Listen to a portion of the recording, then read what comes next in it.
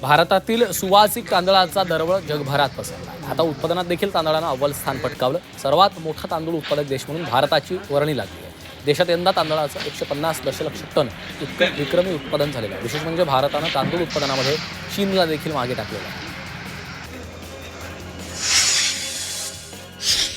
मराठवाड्यातील 8ही जिल्ह्यातील खरीप हंगामाची अंतिम पैसेवारी जाहीर झाली. सर्व जिल्ह्यांची पैसेवारी 50 पैशांपेक्षा कमी असल्यामुळे ओला दुष्काळ अधोरेखित झाला. त्यामुळे आता शेतकऱ्यांना पीक विमा मिळण्यासह विद्यार्थ्यांचं परीक्षा शुल्क माफ होण्याचा मार्ग मोकळा झाला. मागील 15 दिवसांपासून लसणाच्या दरात मोठी वाढ होती आहे. प्रति किलो लसणाला 160 ते 200 रुपयांचा दर आहे. बाजारात लसणाची आवक घटली असून मागणीत वाढ झाल्यामुळे दर वाढले. सोलापूरच्या टेंभुर्णीमध्ये केळी उत्पादक शेतकरी आणि व्यापाऱ्यांचं चर्चासत्र झालेलं आहे. यावेळी केळीला कमीत कमी हमीभाव 25 रुपये देण्याची मागणी शिवसेना नेते संजय कोकाटे यांनी केली.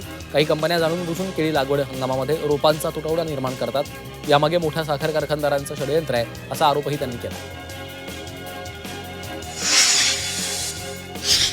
नाशिकच्या येवल्यात अवकाळी पावसाचा मोठा फटका बसलाय. ऊसाची वाढ खुंटली असतानाच अनेक ऊसांना तुरे आलेले आहेत. त्यामुळे ऊसातील साखर उतारा कमी होण्याची शक्यता आहे. उत्पादनामध्ये मोठी घट होणार आहे. त्यामुळे ऊस उत्पादक शेतकरी अडचणीत सापडलेले आहेत.